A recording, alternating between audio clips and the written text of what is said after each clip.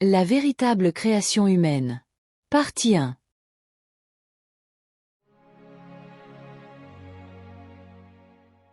Bonjour à tous, chers chercheurs de vérité. Bienvenue, ou bienvenue à nouveau, sur ma chaîne Bételgeuse et Rigel. J'espère que vous allez bien, que vous vous sentez protégé, aimé, et prêt à écouter quelque chose de très important.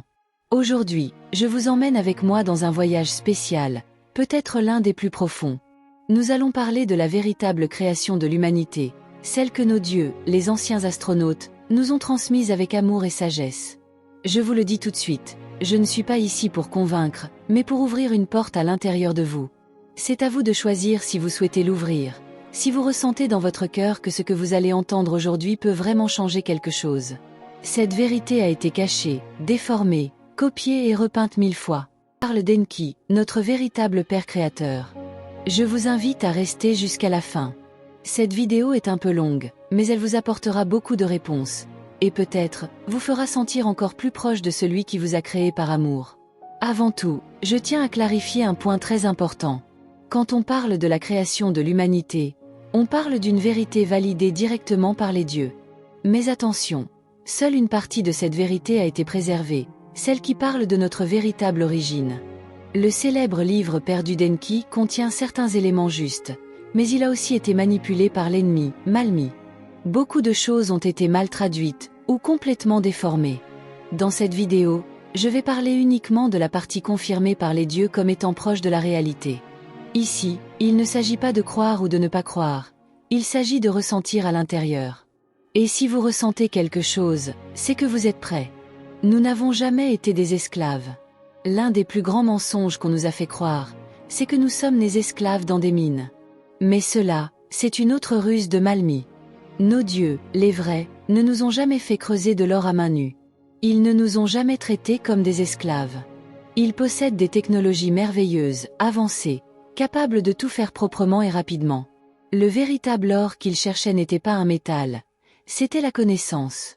L'or est un symbole, une image. Il représente ce qui réveille, ce qui éclaire, ce qui protège. L'esclavage, la souffrance, le sacrifice, tout cela appartient au monde de Malmi, pas à celui d'Enki. Enki ne nous a jamais imposé la douleur, il nous a offert la vie, et c'est lié à nous avec un amour immense. Le geste immense d'Enki. Il y a très, très longtemps, Enki a fait quelque chose d'extraordinaire. Lors d'une grande assemblée entre les dieux, c'est lui qui a proposé de marquer l'Homo erectus de leur empreinte divine, pour accélérer son évolution. Enki savait que ce geste allait tout changer. Il comprenait qu'il déclenchait une épopée qui durerait des centaines de milliers d'années. Un voyage qui nous mènerait de créatures primitives à des êtres capables d'aimer, de créer, de penser, de ressentir. Mais Enki ne s'est pas arrêté là. Après les premières manipulations génétiques, il s'est uni physiquement à 2 femmes sapiens. C'était un acte d'amour, pas seulement biologique. Par ce geste, il nous a transmis la Kundalini, son ADN sacré, et l'étincelle qui nous relie à la vie. Que nous soyons noirs, blancs ou asiatiques, nous venons tous de lui. Enki est le père de toute l'humanité. Et il nous a choisis, un par un, avec le cœur. Là où nous avons été véritablement créés. On nous a fait croire que l'être humain est né en Mésopotamie ou au Proche-Orient.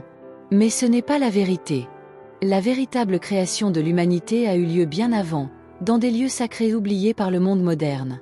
Dans l'ancienne Inde, au Tibet, et à l'Atlantide. Il y a plus de 300 000 ans sont apparus les premiers sapiens. Et plus de 100 000 ans plus tard, les premiers sapiens sapiens. Les premiers peuples furent les peuples noirs et les peuples asiatiques. Et bien plus tard, grâce à l'union entre les dieux et les premiers humains évolués, naquit les peuples blanches. Nous ne sommes pas tous nés au même moment. Mais nous sommes tous des enfants d'Enki. Et chaque race porte une part de son œuvre, une part de son immense amour.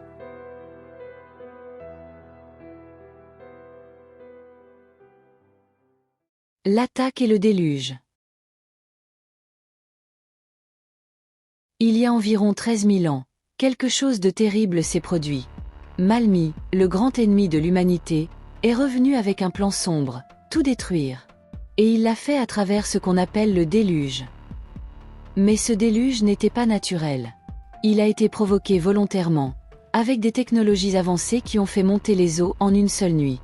C'était une attaque directe contre les dieux fidèles à Enki et contre l'humanité elle-même. Enki le savait. Il savait que Malmi ne venait pas avec de bonnes intentions. Alors, il a évacué les humains les plus purs, avec des animaux, des plantes, des graines, et toute forme de vie sacrée. Il les a emmenés dans l'Himalaya, dans un lieu protégé appelé Shambhala. C'est cela, la véritable arche. C'est le vrai geste d'amour qui a sauvé la vie sur cette terre. Pas un simple homme, mais un Dieu qui aime profondément ses créations. Enki est notre véritable Père. Enki n'est pas seulement notre Créateur. Il est notre véritable Père. C'est lui qui a insufflé la vie en nous. C'est lui qui nous a sauvés, à plusieurs reprises, de la haine de Malmi. C'est lui qui nous a offert la Kundalini, la connaissance, la reproduction, la conscience. Nous n'avons pas été créés pour souffrir. Nous ne sommes pas le résultat d'une erreur ou d'une punition. Nous sommes le fruit d'un amour immense, celui qu'Enki a ressenti pour sa création. Un amour si fort qu'il a choisi de mélanger son sang au nôtre, de nous protéger, de nous regarder évoluer, même quand d'autres dieux se sont éloignés de lui. Chaque fois que vous vous sentez seul, souvenez-vous, Enki vous a choisi. Il vous a aimé. Et il ne vous a jamais abandonné. La naissance de Lulu, le premier humain. Le premier être humain conscient n'est pas né de rien. Il y avait déjà sur Terre une créature, un grand singe qui marchait debout, buvait l'eau des lacs et vivait comme un animal parmi les animaux. Mais Enki l'a observé, il a étudié son corps, son sang, son âme. Et il a vu qu'elle était prête à recevoir quelque chose de plus. Il a dit : cette créature nous ressemble. Si nous y imprimons notre empreinte, elle pourra évoluer. Alors, après de longues discussions entre les dieux, Malmi a donné l'autorisation.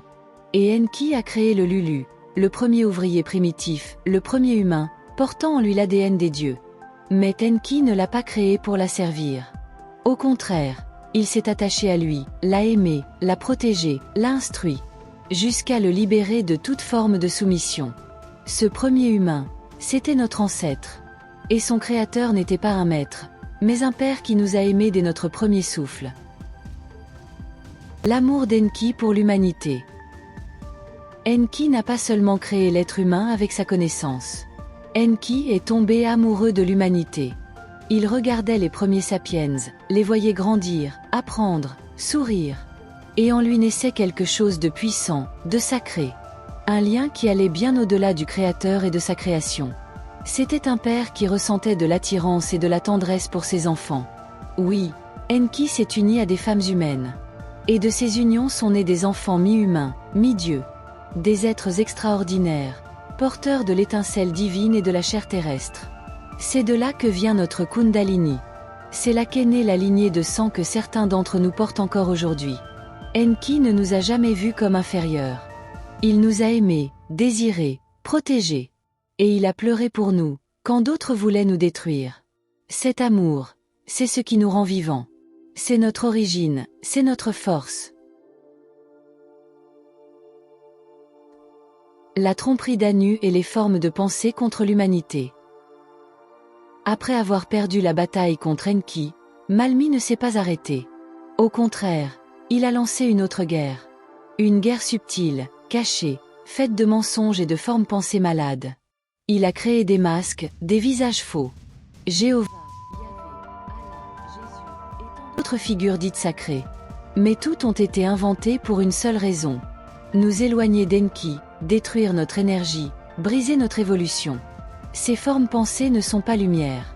Ce sont des programmes mentaux, des projections astrales créées pour asservir. Pour nous faire ressentir la culpabilité, la honte, la peur, et une obéissance aveugle. Mais aujourd'hui, nous pouvons les reconnaître. Nous pouvons les voir telles qu'elles sont. Des illusions créées par Malmi pour nous couper de notre origine sacrée. Il n'y a que 3 choses qui peuvent nous sauver. La sexualité consciente, la méditation et la Kundalini. Ce sont elles qui nous mènent vers notre véritable réveil. Vers le magnum opus, l'être humain redevenu immortel. Chers chercheurs de vérité, nous arrivons à la fin de cette première partie de notre voyage ensemble. Nous avons parlé de notre création, de l'amour immense d'Enki, et de la façon dont Malmi a tout fait pour briser notre lien avec lui. Mais nous sommes toujours là, vivants, éveillés, en marche.